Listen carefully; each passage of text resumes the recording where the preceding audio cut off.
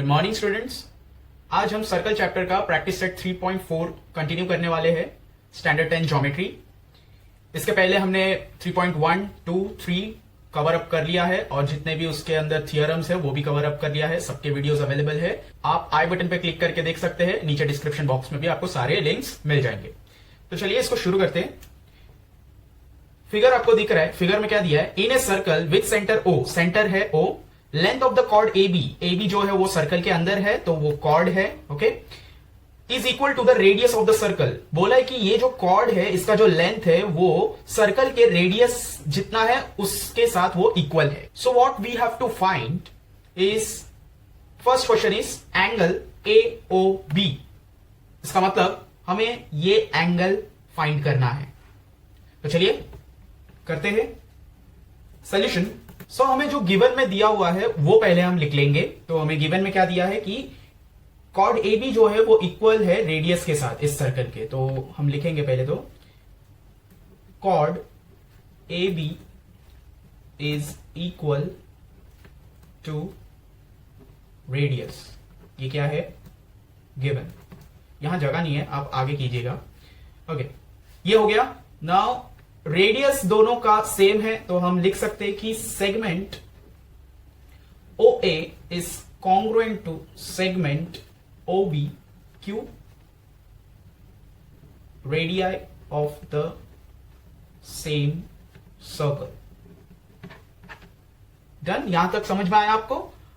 अब अगर ये दोनों इक्वल है एंड अगर ए बी अगर इन दोनों से इक्वल है तो ये तीनों एक दूसरे से इक्वल हुए कि नहीं? तो देखिए डायग्राम में देखिए, ओ ए और ओ बी इक्वल है और क्वेश्चन में बोला है कि ए बी जो है वो रेडियस के साथ इक्वल है। तो ए बी भी ये तीनों इक्वल हुए कि नहीं? तो हम ऐसे लिख सकते हैं कि therefore segment A B is congruent to segment O A is congruent to segment O B. Done? इससे हमें क्या पता चला कि अगर तीनों सेगमेंट सेम हैं तो ये एक इक्विलेटरल ट्रायंगल हुआ कि नहीं? तो हम लिख सकते हैं triangle A O B is an equilateral triangle. Done? तो इक्विलेटरल ट्रायंगल जब होता है तो उसके सारे एंगल्स, तीनों एंगल्स इक्वल होते हैं। और जबकि हमें पता है कि कोई भी ट्रायंगल के तीनों एंगल्स को अगर हम सम कर दें तो 180 होता है। तो अब जब तीनों एंगल इक्वल है तो 180 से अगर हम 3 एंगल्स को डिवाइड करें तो कितना आएगा?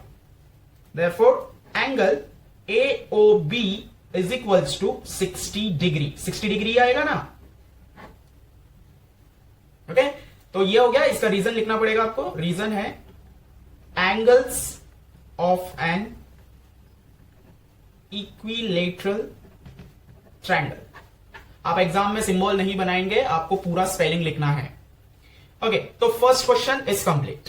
Now second question. Second question है कि ए सी बी, अब हमें ये वाला एंगल निकालना है। अब देखिए, हमने इंस्क्राइब्ड एंगल थ्योरम पढ़ा है। इंस्क्राइब्ड एंगल थ्योरम में हमने क्या पढ़ा है कि ये एंगल का मेजर ये दो रे के वजह से, दो सेगमेंट के वजह से जो एक इंटरसेप्ट आर्क बन रहा है, ठीक है, ये इंटरसेप्ट आर्क का जितना भी मेजर होगा इसका हाफ होता है। ये हमने पढ़ा है। इंस्क्राइब्ड एंगल थ्योरम का वीडियो अपलोडेड है, आप उसको देख लीजिए तो आपको समझ में आ जाएगा। नाउ इस इंटरसेप्ट आर्क का मेजर हमें पता होना चाहिए। अगर ये मिल जाएगा तो इसका हाफ कर देंगे, ये आ जाएगा। अब ये हमें पता नहीं है। अब देखिए, थर्ड क्वेश्चन जो है वो हमें ए बी ये ही फाइंड करना है एक्चुअली में। तो हम क्या करेंगे, पहले थर्ड वाला फाइंड कर लेते, फिर सेकेंड वाले में आएंगे।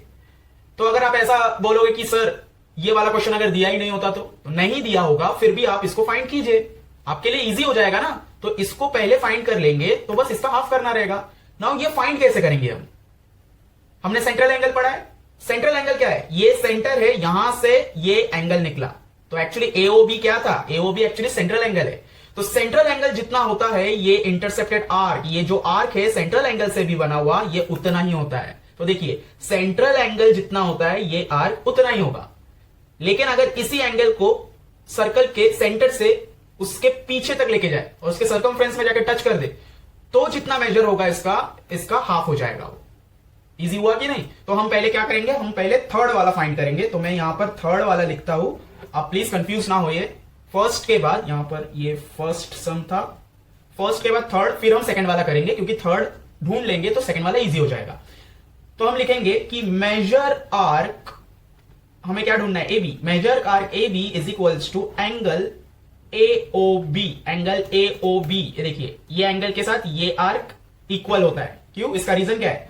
देखिए सेंट्रल एंगल हमने पढ़ा है तो उसको सेंट्रल एंगल नहीं लिखना है, आपको लिखना है definition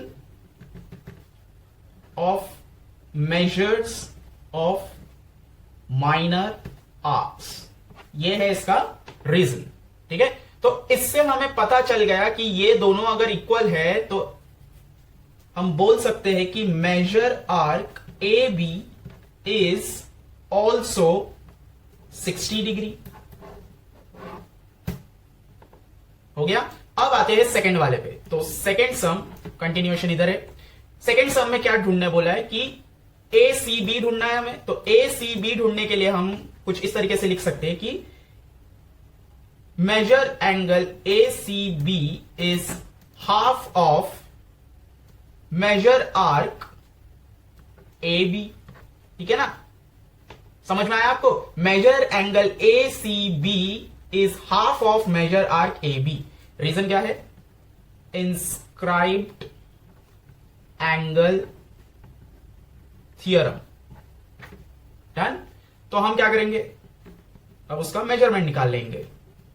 is equals to half into कितना है, एबी का कितना है, 60 है ना, तो 60, 2 1 2, 2 3 6 एंड 0। आई होप आपको इतना तो कैंसिलेशन आता ही होगा। देखिए आपको अगर कुछ डाउट रहेगा, कुछ नहीं आता होगा तो आप ना कमेंट सेक्शन में मुझे बताइए, मैं उसके लिए सेपरेट वीडियो बना दिया करूंगा। ओके, तो ये हो गया 30 डिग्री आ गया। नाउ लास्ट सम बचा है, लास्ट क्वेश्चन है A C B, arc A C B. देखिए आपको ऐसे घूमना है, ए सी बी मतलब ये मेजर आर्क है, ये वाला माइनर आर्क हुआ ना इंटरसेप्टेड जो था, एंड जो बाहर का है वो मेजर आर्क है। तो हमें मेजर आर्क फाइंड करना है। तो फोर्थ सम, तो हम करेंगे मेजर आर्क ए बी। देखिए मेजर आर्क ए बी, ठीक है, plus major arc A C B. A C B ये वाला आर्क प्लस ये वाला पूरा आर्क कितना होगा, 360 डिग्री। क्यों? Measures of complete circle. Okay, पूरा एक सर्कल 360 का होता है ना, तो ये देखिए ना, ये दोनों आर्क को अगर मैं ज्वाइन कर दूं तो पूरा एक सर्कल ही बन रहा है, तो 360 होगा। तो उसी तरह हम यहां पर लिखेंगे कि मेजर आर्क ए बी हमें पता है कितना है, यहां से यहां पर निकाला है ना, ये देखिए 60 है, तो 60 plus major arc A C B, वो तो हम ढूंढ रहे हैं तो उसको एज इट इज रखिए, एंड 360 जैसा है वैसे ही आएगा। Now measure arc A C B को अकेला कर दीजिए इस तरफ, 360 अपने जगह पर, 60 यहां आ जाएगा तो माइनस में हो जाएगा, प्लस में है ना, ये प्लस साइन इसका है, 60 का साइन यहां पर है, इनविजिबल है मतलब प्लस है वो, तो माइनस हो गया। Therefore major arc A C B is equals to 300 degree. Done, simple था, सारे स्टेप समझ में आए क्या क्या हुआ। ओके, सेकंड सम में चलते हैं। सेकंड सम में क्या दिया है कि in figure quadrilateral PQRS is a cyclic. Cyclic का जो थियरम है, साइक्लिक का जो कॉन्सेप्ट है, उसका भी सेपरेट वीडियो है, वो आप देख लीजिए। साइक्लिक जब भी बोल दिया होता है, इसका मतलब हो गया कि इसके जो अपोजिट एंगल्स है उन दोनों को अगर हम सम करेंगे तो कितना होगा, 180। ये साइक्लिक क्वाड्रिलेटरल का प्रॉपर्टी है कि साइक्लिक अगर आपको बोल दिया है, इसका मतलब है इनके अपोजिट एंगल्स को हम 180 मान सकते हैं। ओके, तो ये हो गया। तो side PQ is equal to side RQ। Side PQ जो है वो RQ के साथ इक्वल है, कॉन्ग्रुएंट है, इक्वल कॉन्ग्रुएंट सेम ही होता है। तो हम यहां पर इससे पता चलेगा कि ये लाइन और ये लाइन इक्वल है। एंगल PSR, एंगल PSR ये वाला जो एंगल है ये कितना है, 110 डिग्री। फाइंड क्या करना है, हम पहले आते PQR में, तो PQR ढूंढना है। तो देखिए PQRS, हमने अभी अभी ये पढ़ा कि PQRS जो क्वाड्रिलेटरल है वो साइक्लिक है, और जब साइक्लिक होता है तो इसके जो अपोजिट एंगल्स है वो दोनों मिलाकर 180 होता है। तो एक पहले से दे दिया है, तो इसका हमें क्या करना है, सिर्फ निकालना है। तो बाय साइक्लिक का ही हम फॉर्मूला यूज करेंगे। तो चलिए चालू करते हैं solution. Quadrilateral PQRS is cyclic, तो हम ऐसा लिख सकते हैं कि angle PSR plus angle PQR is equals to कितना होना चाहिए, 180 डिग्री। ठीक है, तो यहां पर हम रीजन देंगे कि अपोजिट, पूरा आपको लिखना है एग्जाम में, opposite angles of cyclic quadrilateral are supplementary. आपको यहां पर भी पूरा स्पेलिंग लिखना है क्वाड्रिलेटरल का। यहां पर मेरे पास जगह का शॉर्टेज है, इसलिए मैं सिंबल्स यूज कर रहा हूं। तो ये हो गया, हमने दो ऑपोजिट एंगल्स को 180 लिख दिया है। अब हमें क्या करना है, सिर्फ वैल्यू पुटअप करना है। तो PSR कितना है, 110 प्लस एंगल PQR, तो हम फाइंड कर रहे हैं 180। एंगल PQR अपने जगह पे 180, अपने जगह पे 110 माइनस में आ जाएगा। Therefore angle PQR is equals to 180 minus 110 is 70 degree. हो गया, first sum is done. Now second क्या बोला है कि हमें ढूंढना है PQR। तो PQR आर्क ढूंढना है। क्या ढूंढना है, आर्क ढूंढना है, एंगल नहीं ढूंढना है, हमें PQR आर्क को फाइंड करना है। तो PQR आर्क अगर फाइंड करना है, इसमें ना ये वाले सम में हम ज्यादातर इंस्क्राइब्ड एंगल थ्योरम यूज करेंगे। ये मैं आपको पहले से बता दे रहा हूं, क्योंकि आप जब भी मैं आपको कोई भी चीज ढूंढने के लिए बोलूं, तो ये साइक्लिक क्वाड्रिलेटरल है ना, तो इसमें आपको इमेजिनेशन बहुत ज्यादा बढ़ाना होगा और हर बार ये अप्लाई करने की कोशिश करनी होगी आपको कि इंस्क्राइब्ड एंगल कहां बन रहा है, इजी हो जाता है वो, तो वो करेंगे हम। तो देखिए PQR, ये जो आर्क है, ये इंस्क्राइब्ड एंगल मतलब इंटरसेप्ट कौन से एंगल से हो रहा है, देखिए RSP, मतलब हम बोल सकते हैं PSR एंगल को बनाने से ये वाला जो आर्क है ये इंटरसेप्ट हो रहा है। ये अगर एंगल को मैं खींच दूं, आगे खींच दूं, तो एंगल के अंदर की तरफ जा रहा है ना ये आर्क, तो ये आर्क इंटरसेप्ट हो रहा है। तो इंटरसेप्ट का मतलब हम इसमें इंस्क्राइब्ड एंगल थ्योरम यूज कर सकते हैं। तो सेकंड सम, सो इंस्क्राइब्ड एंगल का फॉर्मूला क्या है, देखिए आप इंस्क्राइब्ड एंगल में ये एंगल फाइंड कर रहे हो या ये आर्क फाइंड कर रहे हो, आपका फॉर्मूला सेम रहेगा, सिर्फ उसमें वैल्यूज जो है वो आपको या तो इक्वल टू के राइट हैंड साइड का मिलेगा या तो इक्वल टू के लेफ्ट हैंड साइड का मिलेगा। तो यहां पर जो इंस्क्राइब्ड एंगल का फॉर्मूला है वो बनेगा कि एंगल PSR क्या होगा, ये वाला एंगल किसका हाफ होता है, ये वाला इंटरसेप्ट आर्क का ना, तो half of major arc PQR। तो देखिए फॉर्मूला वही रहेगा। अभी वैल्यू इसमें पुटअप करते हैं, कौन सा हमारे पास है, तो हमारे पास है PSR। ठीक है, PSR गिवन में है ना, तो गिवन में अगर है तो हम यहां पर, एक्चुअली यहां पर लिखना चाहिए था कि angle PSR is equals to 110 degree, ये गिवन में है। तो गिवन में ये है तो हम यहां पर लिखेंगे कि 110 is equals to half of major arc PQR, ये लिख दिया। अब ये जो हाफ है, ये जो 2 है, वो इस तरफ डिवीजन में है, इधर आएगा तो मल्टीप्लीकेशन में हो जाएगा एंड 1 बचेगा यहां पर, तो 1 इंटू जो भी करो वो तो एज इट इज कांस्टेंट रहता है। तो PQR, तो 110 into 2 is 220 degree measure arc PQR। इसको हम सीधा कर लेते, measure arc PQR is equals to 220 degree. तो ये है हमारा सेकेंड सम का आंसर। थर्ड सम देख लेते हैं। ओके, तो थर्ड सम में है कि हमें QR ढूंढना है। ओके, तो QR अगर ढूंढना है तो QR क्या दिया है हमें, देखिए QR, PQ और QR दोनों सेम है, क्वेश्चन में दिया है ना, कॉन्ग्रुएंट है दोनों। तो अगर कॉन्ग्रुएंट है और हमारे पास PQR का मेजरमेंट है 220, तो हम उसको यूज कर सकते हैं कि नहीं। ओके, तो देखिए लिखेंगे कि chord PQ is congruent to chord QR, और ये क्या है, ये गिवन है। नाउ अगर कॉर्ड सेम है तो कॉर्ड से जो बना हुआ आर्क है वो भी तो सेम होगा। ठीक है, ये हमने पहले ही पढ़ा था कि arc of corresponding chords are congruent. जो आर्क है वो करस्पॉन्डिंग कॉर्ड्स अगर कॉन्ग्रुएंट है तो उनके आर्क्स भी क्या होंगे, कॉन्ग्रुएंट होंगे। तो हम लिखेंगे इधर कि arc PQ is congruent to arc QR, और इसका रीजन होगा आर्क्स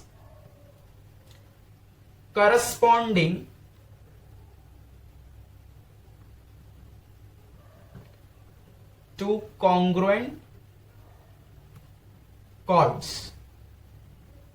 ओके, तो ये हो गया। अब देखिए, अब यहां पर क्या दिया है कि हमें PQ और QR का मेजरमेंट नहीं पता है, लेकिन अगर दोनों सेम हैं तो हम इनको PQ को अगर A मान के चले तो QR को भी A मान के चलना पड़ेगा, क्योंकि दोनों सेम है ना। मेजरमेंट अगर A मान के चल रहे तो इसको भी A मान के चलना पड़ेगा। तो हम क्या करेंगे कि let measure arc PQ is equals to measure arc QR is equals to X ले लेते। दोनों को हम X मान के चलेंगे। तो अगर X मान के हम चल रहे तो हम यहां पर लिख सकते हैं कि major arc PQ plus major arc QR is equals to measure arc PQR। अब देखिए, आर्क PQ प्लस QR, दोनों आर्क को अगर प्लस कर दूं तो पूरा एक बड़ा सा आर्क कौन सा बन जाता है? PQR। तो जब भी हम एंगल होता है बीच में से बाइसेक्ट होता है, दो एंगल को प्लस करते हैं, ठीक है, उसको एंगल एडिशन पोस्टुलेट बोलते हैं। यहां पर हम दो आर्क को प्लस कर रहे हैं ताकि एक आर्क बन सके, तो यहां पर आएगा आर्क एडिशन पोस्टुलेट। ठीक है, तो ये इसका रीजन हो गया। नाउ अब क्या करना है, हमें सिर्फ इसका मेजरमेंट पुट अप करना है। तो हम PQ और QR को क्या मान के चल रहे थे? X। तो X plus X is equals to PQR का मेजर कितना है? 220 डिग्री।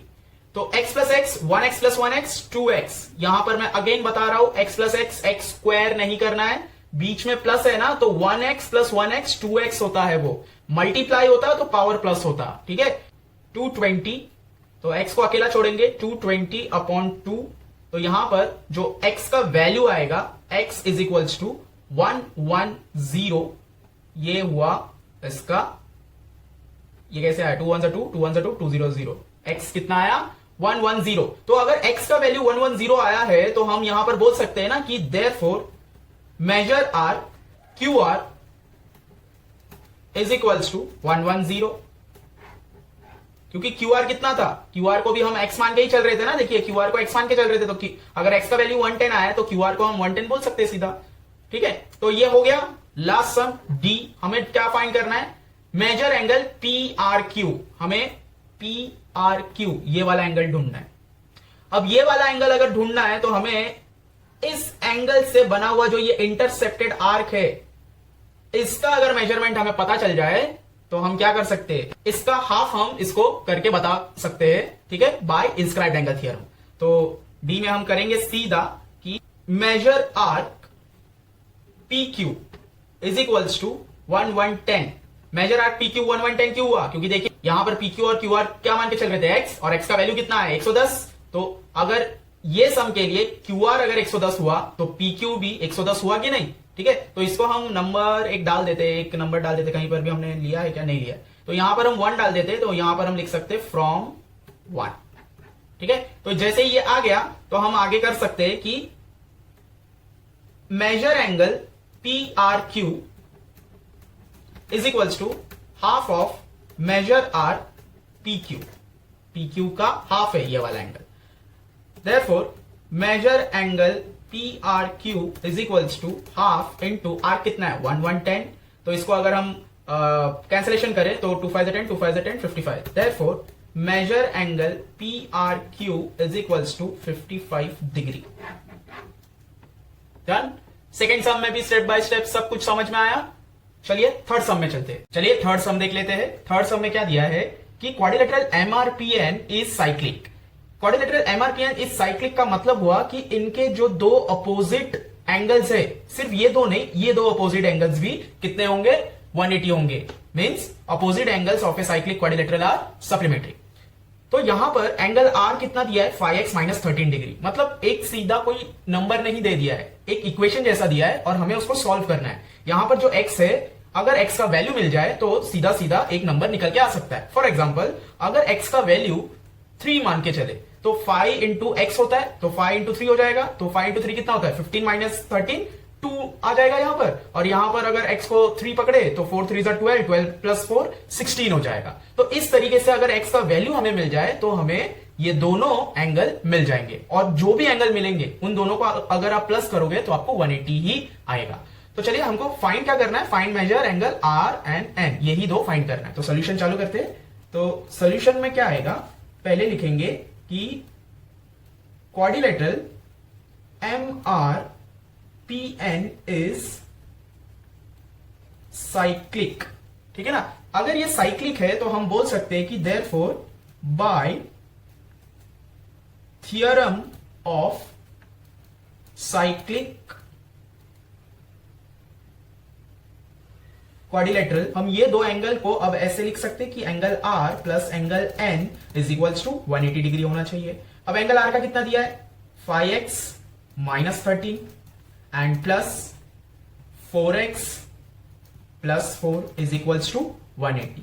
अब देखिए ब्रैकेट अब हम जब ओपन करेंगे तो अंदर के या कोई भी साइन कुछ चेंज नहीं होगा, क्योंकि बीच में क्या है, प्लस साइन है। और साइन क्यों नहीं चेंज होगा उसका भी लॉजिक है। पहले ब्रैकेट का जब भी हम ब्रैकेट ओपन करते हैं तो कुछ भी चेंज नहीं होता, वो एज इट इज ऐसे ही आता है। बट यहां पर अगर माइनस होता तो अंदर के चेंज होते। तो देखिए लॉजिक क्या है कि ब्रैकेट के अंदर 4x जो है वो प्लस में, ब्रैकेट के अंदर की बात कर रहा हूं, तो 4x प्लस में, बाहर भी प्लस है तो प्लस प्लस प्लस आता है 4x, एंड ये प्लस कंपेयर करें तो प्लस आता है 4। तो देखिए अंदर का चेंज हुआ क्या, नहीं, इज इक्वल्स टू 180 डिग्री। अब क्या करेंगे, x और x वाले को साथ में लेंगे, तो 5x प्लस 4x, तो 5x प्लस 4x, ये वाला प्लस साइन 4 के लिए, 5 प्लस में, इनविजिबल है मतलब प्लस में, तो 5x plus 4x is 9x, and 13 minus में है एंड 4 प्लस में, दोनों नंबर है ना, तो माइनस प्लस क्या होता है, माइनस होता है। तो 13 में से 4 क्या होगा, माइनस होगा, तो 13 माइनस 4 इज 9। बट 13 बड़ा है कि 4 बड़ा है, 13 बड़ा है, तो माइनस साइन आंसर में लगेगा, इज इक्वल्स टू 180 डिग्री। अब 9x को अकेला छोड़ेंगे, क्यों, क्योंकि 9 में ये x जो है वो वेरिएबल है, एंड यहां पर 180 सिर्फ नंबर है और 9 भी सिर्फ नंबर है, तो हम 180 के साथ 9 को यहां लेंगे तो वो प्लस में आ जाएगा। तो 9x is equals to 189, 180 plus 9 is 189। अब x को अकेला छोड़ेंगे, 189 के नीचे 9 लेंगे, क्यों, क्योंकि यहां पर 9 जो था वो मल्टीप्लीकेशन में था, यहां आया तो डिवीजन। अब अगर इसको डिवाइड करें, 9 2 जा 18 एंड 9 1 जा 9, तो x का वैल्यू क्या आया, 21 डिग्री। अब x का वैल्यू अगर मिल चुका है तो हम इनका निकाल सकते हैं, तो लिखेंगे देयरफॉर मेजर एंगल R, उसका इक्वेशन ले लेंगे 5x माइनस 13। अब क्या करेंगे, ये वैल्यू को x के जगह पर पुटअप करेंगे, तो 5 इंटू 21 माइनस 13, तो 5 into 21 is 105 minus 13, 92 degree. Angle R कितना है, देयरफॉर 92 डिग्री। उसी तरह हम एंगल N का निकालेंगे। N का इक्वेशन क्या है, 4x plus 4 is equals to 4 into 21 plus 4, यहां पर 4 1 4 4 2 84 प्लस 4, एंड यहां पर 84 प्लस 4 इज 88 डिग्री। तो measure angle N is 88 degree. अब 92 और 88 कितना होता है, 92 और 88 को अगर आप प्लस करोगे तो आपको जो टोटल आएगा वो कितना आएगा, 180 डिग्री। तो हमारा फाइनल आंसर क्या है, measure angle R is 92 degree and measure angle N is 88 degree. चलिए फोर्थ सम देखते हैं। फोर्थ में क्या दिया है, फोर्थ में दिया है कि in a figure seg RS is a diameter, RS जो है वो डायमीटर है, दिख रहा है ना आपको, सर्कल में ये सेंटर से पास हो रहा है तो डायमीटर है, of the circle with centre O, और सर्कल का सेंटर का नाम क्या है, O। Point T lies in the exterior, T देखिए एक्सटीरियर का मतलब क्या है, सर्कल के बाहर है वो। प्रूफ दैट, हमें प्रूफ ये करना है कि RTS एंगल RTS ये जो एंगल है, क्योंकि बीच में लेटर क्या है, T है ना, तो एंगल T जो है is an acute angle. Acute angle का मतलब हुआ कि हमें ये प्रूफ करना है कि ये 90 डिग्री से छोटा है, क्योंकि आपको पता है ना 90 डिग्री राइट एंगल होता है, राइट एंगल से जो एंगल छोटे होते हैं मींस 90 से छोटे, मींस अगर 89 तक कोई भी एंगल है तो वो एक्यूट एंगल माने जाते हैं। और ऑब्टयूस एंगल क्या होते हैं, जो 90 से बड़े होते हैं, बड़े मींस 91 भी अगर वो हुआ तो वो ऑब्टयूस एंगल कहलाता है। तो यहां पर हमें सिर्फ इसको ये प्रूफ करना है कि ये 90 से छोटा है। प्रूफ चालू करते। प्रूफ में क्या आएगा कि let segment RT intersect circle at point M। तो देखिए RT जो है वो पूरा एक लाइन है, बट वो निकला है सर्कल से बाहर, तो सर्कल के आर्क को कहीं पर तो वो इंटरसेक्ट कर रहा है, तो इस पॉइंट को नाम ले लिया M, ठीक है। अब अगर M नाम ले लिया है तो हम क्या करेंगे कि यहां से ड्रॉ सेगमेंट M और S, तो हम ये इंटरसेक्शन पॉइंट से S तक एक सेगमेंट ड्रॉ करेंगे, ड्रॉ सेगमेंट MS। तो MS ड्रॉ कर लेते हैं। MS जो है ये हो गया हमारा कंस्ट्रक्शन, ओके। तो ये हो गया। अब हम यहां पर क्या बोल सकते हैं, देखिए यहां पर जो एंगल अब बना, ये वाला जो सेगमेंट बनाने के बाद, वो देखिए सेमी सर्कल दिख रहा है ना आपको, ठीक है। सेमी सर्कल के अंदर ये एंगल बना है, ठीक है। तो angle inscribed in a semi circle is always right angle. ये आपको पता है ना कि सेमी सर्कल के अंदर आप जितने चाहे एंगल बनाइए, कैसे भी एंगल बनाइए, कितना भी एंगल बनाइए, वो सारे क्या होंगे, राइट एंगल होंगे, ठीक है ना। सेमी सर्कल के अंदर आप अगर एंगल बनाएंगे, इंस्क्राइब्ड एंगल, लेकिन इंस्क्राइब्ड एंगल मतलब कैसा, ये पॉइंट स्टार्टिंग पॉइंट से ये एंडिंग पॉइंट तक एंगल के जो आर्म्स है, जो रेज है, वो टच होने चाहिए, तभी वो 90 डिग्री बनेगा। और हर बार बनेगा, आप जितने सारे बनाएंगे उतने सारे बनेंगे और सारे राइट एंगल बनेंगे। तो हम यहां पर लिखेंगे angle inscribed in a semi circle is a right angle. तो अगर ये राइट एंगल है, राइट एंगल का नाम क्या है, देखिए RMS, ये राइट एंगल है, तो TMS, ये वाला एंगल भी राइट एंगल होगा कि नहीं, ठीक है, क्योंकि ये एक लाइन है और ये उसके ऊपर क्या है, परपेंडिकुलर है। तो परपेंडिकुलर जब भी बनता है, यहां पर भी 90 और यहां पर भी 90, दोनों तरफ 90 बनता है, ठीक है ना, आपको पता है ना, परपेंडिकुलर हमने पढ़ा है। तो अगर RMS 90 डिग्री है तो TMS भी 90 डिग्री होगा, तो हम अभी वही लिखेंगे। तो therefore angle RMS is equals to 90 degree. और अभी अभी हमने देखा कि ये सेगमेंट के साथ ये सेगमेंट परपेंडिकुलर है, तो हम लिखेंगे कि देयरफॉर सेगमेंट MS जो है वो परपेंडिकुलर है। ये परपेंडिकुलर का क्या है, सिंबल है, परपेंडिकुलर टू साइड RT के साथ क्या है, परपेंडिकुलर है। और जैसे ही परपेंडिकुलर हमने बोला तो हम बोल सकते हैं कि देयरफॉर ट्रायंगल TMS, ट्रायंगल का नाम लिया है हमने, ट्रायंगल TMS जो है is a right angled triangle. Right angle triangle क्यों हुआ, क्योंकि TMS, M जो है वो 90 डिग्री है, इसलिए M को यहां पर मिडल में रखा है ताकि हम राइट एंगल बोल सके। तो अगर ये राइट एंगल है, अब देखिए ये एक छोटा सा ट्रायंगल बन के आया है। अब आप पूरा फिगर भूल जाइए, सिर्फ आप इतने से ट्रायंगल को ध्यान दीजिए, सिर्फ इतने से ट्रायंगल को ध्यान देना है आपको, ठीक है। हमको क्या प्रूफ करना है कि जो T एंगल है वो 90 से कम है। हमें अभी अभी एक एंगल मिल चुका है इस छोटे से ट्रायंगल का, वो 90 है।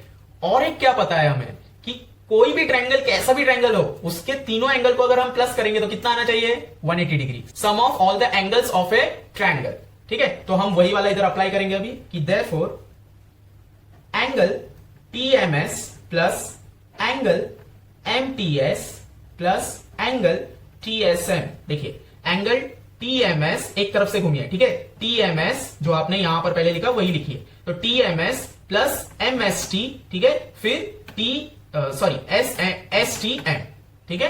तो ये तीनों एंगल एक एक बार बीच में आ गए, लेटर इज इक्वल्स टू कितना होना चाहिए, 180 डिग्री। इसका रीजन क्या है, sum of all the angles of a triangle, okay, ये वाला हो गया। अब इसके बाद हमें वैल्यू पुटअप करना है, देयरफॉर हमारे पास वैल्यू किसका मिला है, M का मिला है ना, तो TMS is 90 plus angle MTS plus angle TSM, इन दोनों का मेजरमेंट हमारे पास नहीं है, इज इक्वल्स टू 180 डिग्री, जिसमें से हमें इसका मेजरमेंट 90 से छोटा है वो निकाल के बताना है। तो therefore angle MTS plus angle TSM is equals to 180 minus 90, ये 90 यहां आ जाएगा, तो therefore angle MTS plus angle TSM is equals to 90 degree. इसका मतलब क्या हुआ कि ये दोनों एंगल को अगर प्लस करेंगे तो 90 डिग्री आएगा। इसका मतलब ये दोनों एंगल को अगर हम प्लस करेंगे तो 90 आएगा। यकीनन दोनों एंगल 90 से छोटा है। फॉर एग्जाम्पल ये एंगल अगर 1 डिग्री हुआ, क्योंकि एंगल तो अब 0 नहीं हो सकता ना यहां पर, तो यहां पर अगर हम T को 1 मान ले तो ये कितना होगा, 89 बराबर। तो 89 प्लस 1 90, तो दोनों मिला के 90 होगा, तो ये 1 से छोटा हो नहीं सकता, और अगर ये 1 हुआ तो ये 89 से बड़ा हो नहीं सकता। तो अगर 90 से दोनों ही छोटे हैं तो दोनों ही क्या है, एक्चुअली एक्यूट एंगल है, तो दोनों ही 90 से छोटे हैं, तो हम कुछ इस तरीके से लिख सकते हैं कि देयरफॉर हमें सिर्फ ये एंगल बताना है ना, टी वाला, तो हम इसको इग्नोर करेंगे। तो angle MTS is less than 90 degree, ठीक है, लेस देन 90 डिग्री। तो देयरफॉर क्यों हमने ऐसा लिखा कि MTS 90 डिग्री से कम है, MTS 90 डिग्री से कम है, तो हम ये बोल सकते हैं कि angle RTS is less than 90। अब आ जाते हैं ये पूरे सम में, ठीक है ना। अब देखिए ये एंगल बन रहा है ना, ये वाला लाइन और ये वाला लाइन। अब ये लाइन को आप कितना भी बड़ा कीजिए, एंगल थोड़ी छोटा बड़ा होगा, तो हम ये लाइन यहां तक आ रहा था, तो अब हम यहां तक बोलेंगे कि angle RTS is less than 90। अगर ये 90 से छोटा है, और क्यों ये छोटा है, क्योंकि RMT तीनों जो पॉइंट है वो एक ही कोलिनियर लाइन क्रिएट कर रहा है। कोलिनियर का मतलब होता है एक ही लाइन में जब तीनों पॉइंट स्ट्रेट लाइन में हो उसको कोलिनियर बोलते हैं। एंगल अगर इधर बना हुआ है तो आप लाइन को यहां तक बनाओ, यहां तक बनाओ, यहां तक बनाओ, या खींचते रहो, ये एंगल छोटा बड़ा नहीं होगा। इसीलिए हम ऐसे लिख सकते हैं कि M के जगह पर हम R एक उसका नया नाम दे सकते हैं कि एंगल हमने दूसरा नाम कर दिया है। तो RTS 90 डिग्री से छोटा है, तो हम बोल सकते हैं कि angle RTS is an acute angle by definition. By definition का मतलब क्या हुआ, बाय डेफिनेशन का मतलब है कि एक्यूट एंगल का आप अगर डेफिनेशन पढ़ोगे या उसके प्रॉपर्टीज देखोगे तो वो 90 डिग्री से छोटा होता है। तो 90 डिग्री से छोटा अगर हमें मालूम पड़ गया तो बाय डेफिनेशन हम बोल सकते हैं कि एक्यूट एंगल ये है करके। चलिए फिफ्थ सम के तरफ बढ़ते हैं। चलिए फिफ्थ सम में क्या दिया है देख लेते हैं। Prove that any rectangle is a cyclic quadrilateral. इसका मतलब है हमें यह प्रूफ करना है अभी कि रेक्टेंगल जो भी है वो हमेशा साइक्लिक क्वाड्रिलेटरल होता है। इसका मतलब क्या हुआ, साइक्लिक में क्या होता है देखिए, एक ही सर्कल में 4 पॉइंट्स सर्कल के सर्कमफ्रेंस के ऊपर आता हो, जब ऐसे सर्कमफ्रेंस के ऊपर आता हो जब 4 पॉइंट्स, वो होता है साइक्लिक। और साइक्लिक में क्या होता है, अपोजिट एंगल सेम होते हैं। अब यहां पर पहले से ही हमें क्या दे दिया है, एक रेक्टेंगल दे दिया है, और हमें यह बताया गया है कि ये जो 4 पॉइंट्स है, प्रूफ करो कि ये जो 4 पॉइंट्स है ये साइक्लिक क्वाड्रिलेटरल है। साइक्लिक क्वाड्रिलेटरल का मतलब अगर हम इसमें एक सर्कल ड्रॉ करें तो वो सर्कल जो है ना वो इन चारों पॉइंट्स में से, डॉट्स में से गुजरते हुए जाएगा। तो चलिए ये बहुत ही छोटा सा सम है, कर लेते। हमारे पास क्या दिया हुआ है गिवन में कि क्वाड्रिलेटरल ABCD इज रेक्टेंगल। हमें प्रूफ क्या करना है, to proof quadrilateral ABCD is cyclic. Cyclic का मतलब हमें यह प्रूफ करके दिखाना है कि इसके जो अपोजिट एंगल्स है वो अगर हम प्लस करें तो 180 आ जाए, ये दोनों को एंड ये दोनों को, तो 180 आना चाहिए। तो साइक्लिक क्वाड्रिलेटरल की खासियत क्या है, मैंने आपको जब ये साइक्लिक क्वाड्रिलेटरल का थियरम कॉन्सेप्ट जो है वो समझाया था, तब मैंने आपको एक एग्जांपल दिया था कि खासियत क्या होता है। अगर कोई आर्टिस्ट है तो उसका नाम जो है वो आर्टिस्ट क्यों पड़ा है, क्योंकि उसके पास वो एक प्रोफेशनल स्किल्स है कि वो ड्राइंग पेंटिंग बहुत अच्छा बनाता है। वैसे ही साइक्लिक क्वाड्रिलेटरल जो नाम पड़ा है उसकी खासियत क्या है, उसकी खासियत है कि इसके जो अपोजिट एंगल्स है वो 180 क्रिएट करता है सम करने से। तो चलिए प्रूफ करते हैं अभी कि क्वाड्रिलेटरल ABCD एक रेक्टेंगल है। देखिए गिवन में जो है प्रूफ में हमेशा वो लिखने का, क्योंकि ये लिखने से हमें क्या मिलता है, एक्स्ट्रा मार्क्स मिलते हैं। एक्स्ट्रा नहीं मिलते, जितने मार्क्स मिलने चाहिए उतने मिलते, तो हमें ये गिवन ऐसे लिखना पड़ता है। ठीक है, तो लिख दिया। अब हम क्या करेंगे कि अगर ये रेक्टेंगल है, पहले से बता दिया है, तो हमें इतना तो पता है ना रेक्टेंगल की प्रॉपर्टीज क्या है कि इसके सारे जो भी एंगल्स है वो 90 डिग्री क्रिएट होता है, तभी वो रेक्टेंगल हो सकता है, नहीं तो रेक्टेंगल होगा ही नहीं। तो देयरफॉर अगर ये रेक्टेंगल है, हमने अभी अभी लिखा ना, तो angle A is equals to angle B is equals to angle C is equals to angle D is equals to, सारे एंगल एक दूसरे से इक्वल है। क्यों? क्योंकि सारे एंगल 90 डिग्री के। ठीक है, और इसका रीजन क्या है कि एंगल्स ऑफ ए रेक्टेंगल ठीक है, ये रीजन है, ये इसका प्रॉपर्टी है, इसीलिए इसी वजह से हमें पता है। तो अगर ये इस तरीके से है तो हम क्या कर सकते हैं, देखिए हमें सिर्फ कोई भी दो अपोजिट एंगल को प्रूफ करना है कि वो 180 है। तो हम चलिए ले लेते हैं बी और डी को। तो हम यहां पर लेंगे कि angle B plus angle D is equals to, तो एंगल बी और एंगल डी कितना डिग्री है, देखिए चारों एक दूसरे से इक्वल है, तो 90 से अगर चारों इक्वल है तो मतलब एक एक एंगल 90 का है। तो बी कितना है 90 प्लस डी कितना है 90 इज इक्वल्स टू कितना हुआ 180 डिग्री। तो ये अभी अभी प्रूफ हो गया कि एंगल बी और एंगल डी 180 डिग्री का है। उसी तरह सिमिलरली एंगल ए और सी का भी निकालेंगे तो 180 आएगा। तो अब हम बोल सकते हैं कि therefore quadrilateral ABCD is cyclic. जैसे ही हमें पता चल गया कि अपोजिट एंगल्स 180 क्रिएट कर रहा है, वो साइक्लिक कहलाएगा। नो मैटर यहां पर 90 आए या यहां पर 100 यहां पर 80 आए, ठीक है, मैटर नहीं करता कि कितना कितना एंगल आ रहा है, आपको बस ये प्रूफ करके दिखाना है कि दो अपोजिट एंगल 180 डिग्री क्रिएट कर रहे। तो यहां पर हमने ये लिख दिया और ये किस तरीके से आया, ये हम उल्टा गए ना। थियरम जो था, थियरम क्या हमें दिया गया था कि साइक्लिक बोला है और प्रूफ करो कि उसके अपोजिट एंगल्स 180 है। जब ऐसा दिया जाता है तो वो साइक्लिक होता है, बट यहां पर साइक्लिक बोला नहीं है, हमें तो ये प्रूफ करना था कि साइक्लिक क्वाड्रिलेटरल है करके। तो साइक्लिक अगर प्रूफ करना था तो हमें उल्टा जाना पड़ा, हमें ये प्रूफ करके दिखाना पड़ा कि दो एंगल अपोजिट में जो है वो 180 है, इसीलिए ये साइक्लिक है। तो हम यहां पर लिखेंगे by converse of cyclic quadrilateral, छोटा सा लिख देता हूं THEO theorem. Okay, by converse of cyclic quadrilateral theorem. Done. Fifth sum over. Sixth sum में आते हैं। सिक्स्थ सम कैसा है, देखिए सिक्स्थ सम ना थोड़ा सा ट्रिकी है। ट्रिकी मतलब क्या, हमने इसका भी जो थियरम है वो हमने पढ़ा है।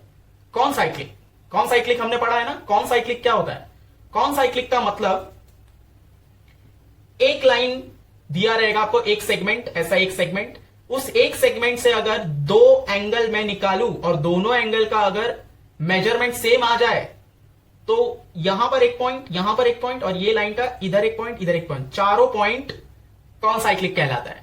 इसका अलग से जो वीडियो है वो ऑलरेडी अपलोडेड है, आप प्लीज उसको देखिए, आपको कॉन्सेप्ट समझ में आ जाएगा। तो अब हम इसमें वही कॉन्सेप्ट यूज करने वाले। तो देखिए इन द फिगर ऑल्टीट्यूड और मीडियन दो अलग अलग होते हैं। यहां पर ऑल्टीट्यूड बोला है, ऑल्टीट्यूड YZ जो ऑल्टीट्यूड है एंड XT जो ऑल्टीट्यूड है, ट्रायंगल WXY में इंटरसेक्ट एट P। कहां पर इंटरसेक्ट कर रहे हैं, ये यहां से गया, ये यहां से गया, यहां पर इंटरसेक्ट कर रहे P पे। प्रूफ क्या करना है कि क्वाड्रिलेटरल WZPT, इमेजिनेशन चाहिए यहां पर, ठीक है। क्वाड्रिलेटरल एक साइड, दो साइड, तीन साइड, चार साइड, कोई भी फिगर का जब चार साइड होता है उसको क्वाड्रिलेटरल कहा जाता है। तो WZPT ये जो फिगर है ये साइक्लिक है, ये हमें प्रूफ करना है। साइक्लिक का मतलब क्या हुआ, साइक्लिक का मतलब अगेन हमें ये प्रूफ करके दिखाना है कि इसके अपोजिट एंगल्स 180 डिग्री के। तो चलिए सॉल्यूशन चालू करते हैं।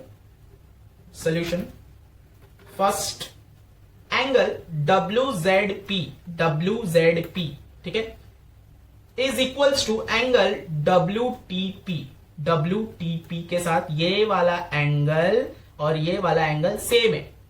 क्यों सेम है, क्योंकि गिवन है, गिवन में दिया है ये क्या है 90 डिग्री, ठीक है। तो अगर ये 90 है तो उसके बाजू वाला एंगल भी तो 90 होगा, एंड अगर ये 90 है तो ये वाला एंगल भी 90 होगा, ठीक है। तो आपको क्वेश्चन में कहीं पर गिवन नहीं मिलेगा, आपको ये ऑब्जर्व करना होगा कि यहां पर 90 डिग्री का साइन, यहां पर 90 डिग्री का साइन, तो एक लाइन में एक स्ट्रेट लाइन जाता है तो लीनियर पेयर बनता है। तो लीनियर पेयर में ये अगर 90 है तो इस तरफ का भी ऑब्वियसली 90 ही होगा।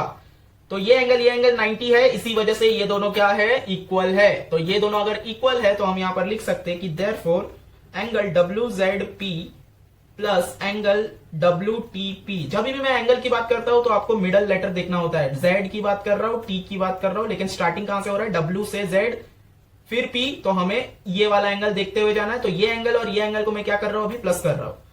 अभी हमने देखा ये 90 है, तो 90 प्लस 90 इज इक्वल्स टू 180। अब भी प्रूफ हो गया, अपोजिट एंगल्स ये दो अपोजिट एंगल थे इस क्वाड्रिलेटरल के WZPT के, और ये दोनों अपोजिट एंगल है। तो हमने कोई भी दो अपोजिट एंगल अगर 180 प्रूफ कर दिया है तो इसका मतलब अभी अभी हमने क्या किया, रीजन लिखना है इसका, bye converse of cyclic quadrilateral theorem.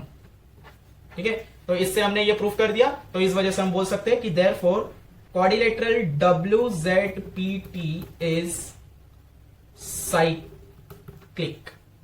Okay, second में आते, हमें यह प्रूफ करना है कि पॉइंट X, Z, T और Y जो है ये कौन साइक्लिक है।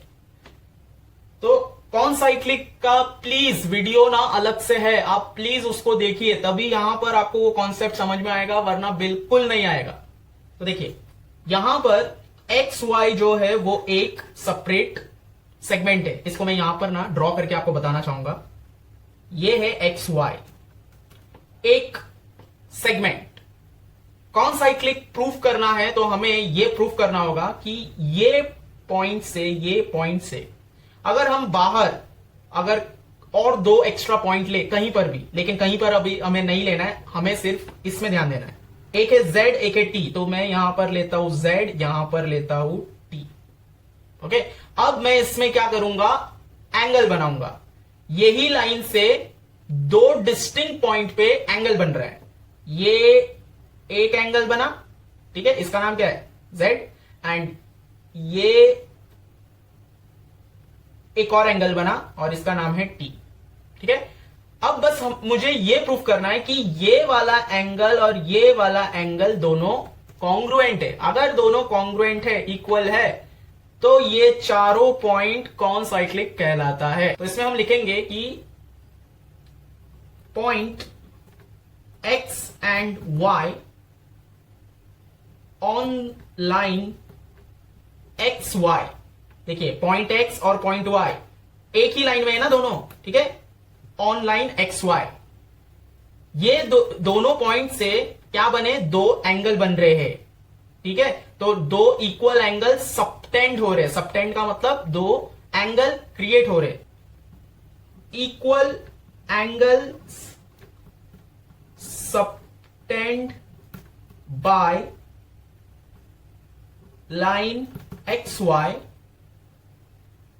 at two distinct point। Two distinct point का मतलब क्या हुआ, मतलब देखिए पहले मैंने Z लिया था फिर T लिया था, दो डिस्टिंक्ट पॉइंट है ना, तभी डिस्टिंक्ट का मतलब होता है दूर है और अलग अलग जगह पे है। ठीक है, तो two distinct point on the same side of line XY। तो ये XY है और समझिए ये अपर साइड है, XY का अपर साइड है। तो एक ही साइड में दो अगर सेम एंगल क्रिएट होता है दो डिस्टिंक्ट पॉइंट पे, ठीक है, तो वो कौन साइक्लिक कहलाता है। तो ये हो गया, ये हमने लिख दिया। तो इस वजह से अब हम बोल सकते हैं कि therefore the फोर पॉइंट्स का नाम क्या है, X, Z, T, Y are concyclic. ठीक है, ये हो गया खत्म। इसका मैं अगर एक और एग्जांपल दूं तो आपको समझ में आएगा। ये सर्कल है एंड ये एक कॉर्ड है, समझ लीजिए XY। अब मैं आपको आपके लाइव एग्जांपल आप अपने आप कर सकते हो वैसा एग्जांपल बताता हूं। समझ लीजिए आप जहां पर भी बैठ के फिलहाल ये वीडियो को आप देख रहे हैं, तो आप जरूर एक जमीन पे बैठे होंगे, आप कुर्सी पे हो कहीं पर भी हो, लेकिन जमीन पे तो हो ना। तो ये है वो जमीन, ठीक है, और आपके ऊपर एक छत है। ठीक है, तो जिस जमीन पे आप बैठे हो वो जो रूम है आपका, उसका एक एंडिंग पॉइंट है और एक स्टार्टिंग पॉइंट, एक एंडिंग पॉइंट है। मतलब स्क्वायर शेप या रेक्टेंगल शेप में आपका वो रूम होगा, तो एक एंड से दूसरे एंड तक जगह है। अब आप दो डंडा लेके आइए, एक कोने में लगाइए और ऊपर जो आपका स्पेस है ना वहां पर टच कीजिए, और वहां से दूसरा डंडा लेके आइए और यहां पर टच कीजिए। ठीक है, तो यहां पर एक एंगल क्रिएट होगा। अब आप एक और डंडा लाइए, उसको ना थोड़ा और स्लांट करके दूर तक टच कीजिए, सीलिंग तक आपके, और एक और डंडा लीजिए और सेम पॉइंट पे आके वापस रख दीजिए, तो यहां पर भी एक एंगल बनेगा।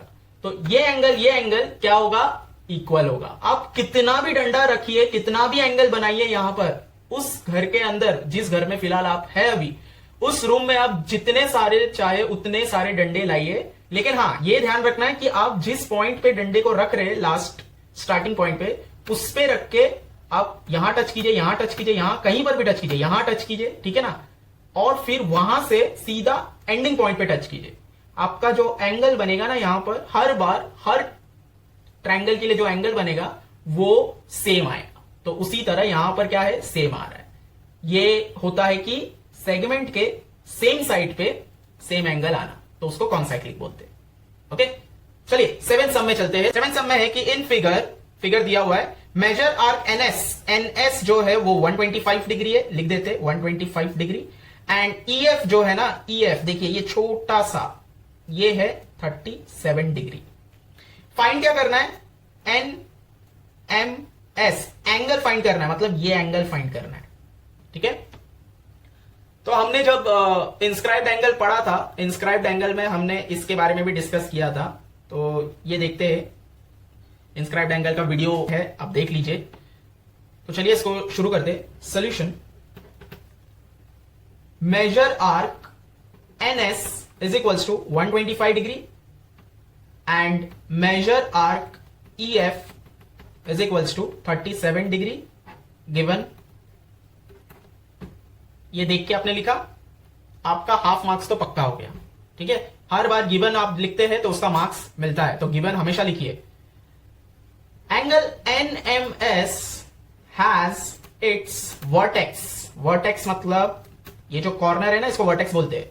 तो एंगल एनएमएस का जो वर्टेक्स है, जो एंगल है, वो कहां पर है, in the exterior.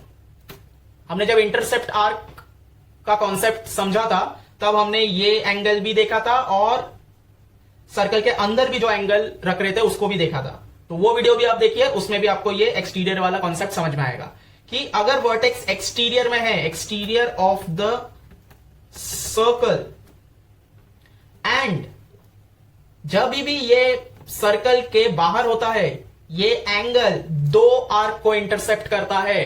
Intercept arc का वीडियो आप देखिए, यहां पर ये एक आर्क है एंड ये एक आर्क है। जब भी एंगल बाहर आएगा सर्कल के, दो आर्क इंटरसेप्ट होंगे, एक ये एक ये चाहे कितना भी छोटा हो, है ना आर्क, लेकिन वो तो होगा, उसको भी माना जाएगा, इसको भी माना जाएगा। तो ये इंटरसेप्ट क्या कर रहे हैं, इंटरसेप्ट आर्क आर, एक है ईएफ एंड एक है एनएस, ठीक है। तो देयरफॉर एंगल एनएमएस का मेजरमेंट क्या आएगा, तो इसका फॉर्मूला अलग है थोड़ा। इसका फॉर्मूला है कि एंगल एनएमएस, देखिए इंस्क्राइब्ड एंगल में क्या होता है, जितना भी आर्क हो उसका हाफ होता है, लेकिन ये तो बाहर आ चुका है, तो बाहर आ जब चुका है, इसका थोड़ा सा जो फॉर्मूला है वो चेंज हो जाता है कि हाफ तो रहेगा ही, लेकिन किसका हाफ रहेगा, बड़े आर्क में से छोटे आर्क को माइनस करेंगे पहले, फिर जो आंसर आएगा उसका हाफ करना है, ठीक है। तो यहां पर लिखेंगे हम मेजर आर्क, इसको स्क्वायर ब्रैकेट कर देते हैं, major arc NS minus major arc EF.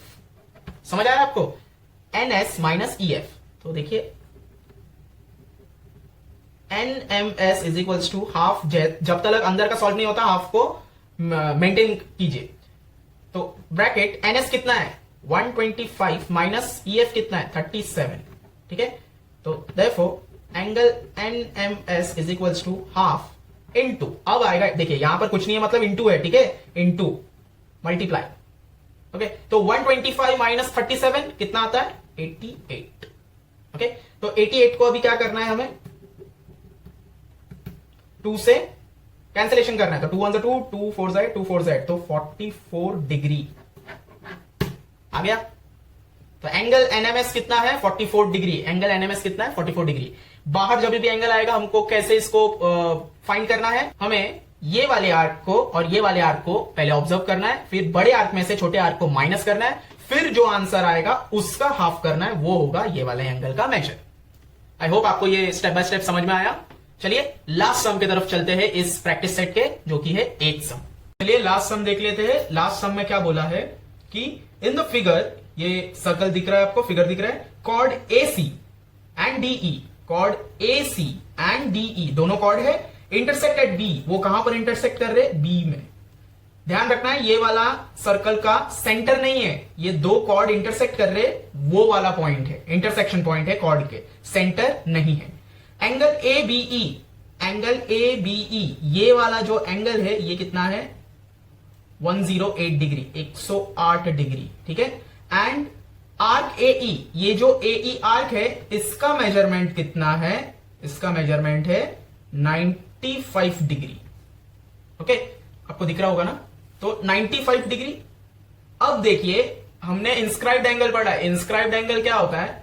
जब यहां पर टच रहे या आर्क पे टच रहे तब इंस्क्राइब्ड होता है। अब देखिए अब यहां पर क्या हो रहा है, अगर आप 2 मिनट के लिए ये इतना सा लाइन और ये इतना सा लाइन अगर भूल जाए, ठीक है, अगर ये दोनों लाइन को अगर आप भूल जाए तो आपको ये दिखेगा कि ये एक एंगल बन रहा है सर्कल के अंदर, सर्कल के बाहर नहीं, सर्कल के सर्कमफ्रेंस के ऊपर नहीं, आर्क के ऊपर नहीं, लेकिन अंदर, और सेंटर में भी नहीं। सेंटर में अगर होता तो वो सेंट्रल एंगल माना जाता, और सेंट्रल एंगल जितना होता है ये आर्क भी उतना ही होता है। इंस्क्राइब्ड एंगल होता तो इंस्क्राइब्ड एंगल जितना भी होता उसका ये आर्क डबल होता, बराबर। लेकिन यहां पर जो एंगल क्रिएट हो रहा है वो सर्कल के अंदर है, सेंटर में नहीं है, सर्कमफ्रेंस के ऊपर नहीं है, सर्कल के बाहर नहीं है। तो अब क्या करना है, देखिए फाइंड करना है हमें मेजर DC कितना है। सोल्यूशन, इसके लिए आपको 7th वाला जो सम किया है, इसके पहले वाला सम, उसको भी थोड़ा रेफर आपको करना होगा, ठीक है। वो मैं बताता हूं, रेफर मैं इधर ही करवाऊंगा। देखिए पहले तो लिख लीजिए कि major arc AE is equals to 95 degree, okay. And हमारे पास और क्या दिया हुआ है कि angle ABE is equals to 108 degree. ये दोनों क्या है? गिवन है, ओके। अब 7th वाले सम में हमने क्या किया था? देखिए 7th वाले सम में ये जो एंगल का जो वर्टेक्स था, क्या लिखा था हमने कि angle NMS has its vertex in the exterior of the circle and intercept arc EF and NS, ठीक है ना? ये हमने सेंटेंस लिखा था। अब यही वाला वर्टेक्स बाहर होने के बजाय अंदर है, तो हमको वापस से वो सेंटेंस तो लिखना पड़ेगा। तो सेंटेंस में लिखेंगे कि कौन सा एंगल बन रहा है? ABE। तो angle ABE has its vertex कहां पर है? इनसाइड द सर्कल है ना, तो लिखने का inside the circle and intercept arc AE। तो ये वाला एंगल बनने की वजह से AE जो आर्क है वो इंटरसेप्ट हुआ है, इंटरसेप्ट का मतलब बना है, ओके। एंड अब अगर आप इसको पूरा देखें तो देखिए ये वाला एंगल और ये वाला एंगल क्या है? वर्टिकली ऑपोजिट है ना, तो हम बोल सकते हैं कि it's vertically opposite angle DBC। DBC जो एंगल है वो कौन से आर्क को इंटरसेप्ट कर रहा है? मतलब ये एंगल के वजह से कौन सा आर्क बन रहा है? DC, बराबर, आर्क DC। तो सारा इंफॉर्मेशन यहां पर वर्ड्स में हमने, सेंटेंस में हमने लिख लिया। अब क्या करना है, देखिए angle ABE, angle ABE is equals to, formula क्या था 7th वाले सम में? हमने क्या किया था 7th वाले सम में? देखिए एंगल NMS लिखा था हाफ ऑफ, ठीक है, मेजर आर्क NS के साथ हमने माइनस किया था किसको? EF को। मींस बड़े आर्क में से छोटे आर्क को माइनस किया था। तो फॉर्मूला सेम होने वाला है अभी, बस माइनस की जगह क्या आने वाला है? प्लस। तो ये फंडा है कि वर्टेक्स जब सर्कल के बाहर होगा तो माइनस करना है, और वर्टेक्स जब सर्कल के इनसाइड में होगा तो प्लस करना है। देखिए याद रखना बहुत आसान है, सर्कल से बाहर आ रहा है वर्टेक्स, बाहर मतलब आउटसाइड जा रहा है, आउटसाइड मतलब वो घर से बाहर जा रहा है, माइनस हो रहा है तो माइनस करना है। और अगर वर्टेक्स घर के अंदर आ रहा है तो प्लस होगा ना, घर के अंदर आपका कोई आएगा तो घर के मेंबर्स बढ़ जाएंगे, तो वो प्लस करना है। ये सिर्फ एक लॉजिक, एक फंडा है खुद का, आप अपना भी कोई भी लॉजिक बना सकते हो। आपको याद कैसे रखना है कि प्लस होगा कि माइनस होगा, ओके, तो इस वाले में क्या हो रहा है कि वर्टेक्स जो है वो सर्कल के अंदर आ रहा है, मींस मेंबर जो है घर के अंदर आ रहा है, तो घर के मेंबर्स बढ़ जाएंगे, इसका मतलब ऐड होंगे। तो हम लिखेंगे हाफ, मैंने बताया ना फॉर्मूला सेम तरीके से दिखेगा, तो half of major arc AE plus major arc BC, ठीक है ना। ये वाले आर्क को हम क्या करेंगे, प्लस करेंगे, फिर उसका हाफ करेंगे, वो हाफ ये एंगल आएगा, ठीक है। तो ये एंगल तो हमें पहले से ही दिया हुआ है। अभी देखिए इन सब में से अगर कोई भी वैल्यू अगर आपको नहीं दिया होता, उसका वैल्यू निकलेगा। अब हमारे पास अगर इसका वैल्यू नहीं दिया होता तो हम इसको सॉल्व करते, इसका वैल्यू आता। अगर इसका वैल्यू नहीं दिया है तो बाकी सबका वैल्यू दिया हुआ होगा, तो बाकी सबको लेके सॉल्व करेंगे तो इसका आएगा।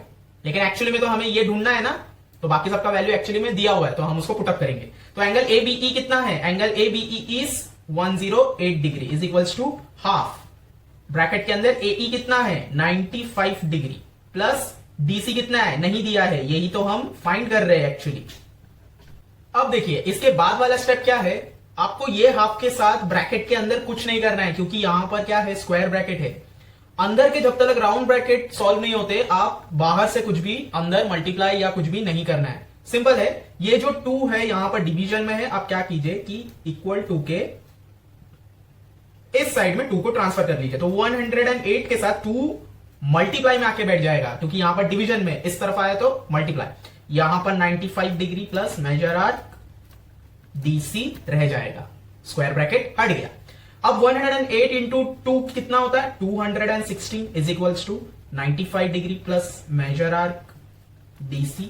अब क्या करेंगे 95 को यहां ले लेंगे, तो 216 से 95 क्या हो जाएगा माइनस मेजर आर्क DC। अब मैं सीधा कर लेता हूं, major arc DC is equals to 216 minus 95।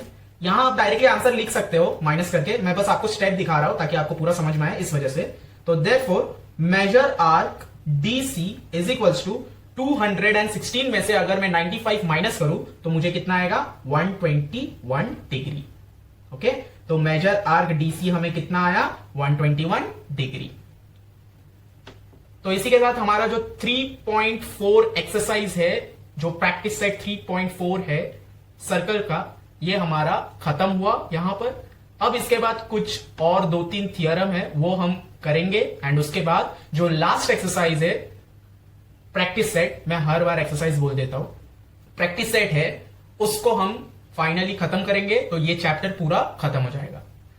आपको अगर वीडियो अच्छा लगा, आपको अगर सारे सम समझ में आ रहे हैं तो लाइक कीजिए, अपने दोस्तों के साथ फ्रेंड्स के साथ शेयर कीजिए, ताकि उन्हें भी ये इजीली स्टेप बाय स्टेप समझ में आए। एंड चैनल को सब्सक्राइब जरूर कीजिए, और अपने फ्रेंड्स को भी बोलिए कि चैनल को सब्सक्राइब कर ले, ताकि मैं हर बार जब भी नया वीडियो लेके आऊं नए टॉपिक के साथ तो आपको नोटिफिकेशन मिलता रहे। आपको इस चैप्टर का जितना भी वीडियोस है थियरम्स के, प्रैक्टिस सेट्स के, सम्स के, वो सारे सम्स के सारे वीडियोस के जो भी लिंक्स है वो आपको नीचे डिस्क्रिप्शन बॉक्स में मिल जाएंगे। आप सारे स्टेप बाय स्टेप जाके देखने के बाद ही एक्सरसाइज कीजिए, तो ही आपको सारे सम्स बराबर से समझ में आएंगे। आप बीच बीच में से कोई भी वीडियो ऐसे देखेंगे तो आपको नहीं समझ में आएगा, आपको लिंक वाइज लाइन वाइज देखना पड़ेगा, तभी आपको सारे सम्स इजीली समझ में आएंगे। क्योंकि जब तक आप थियरम नहीं देखेंगे, जब तक आप उसके एप्लीकेशन को नहीं समझेंगे, तब तक आपको सम्स में कैसे अप्लाई करना है वो समझ में नहीं आएगा। ओके, तो वंस अगेन लाइक कीजिए, शेयर कीजिए एंड सब्सक्राइब कीजिए चैनल को। Thank you.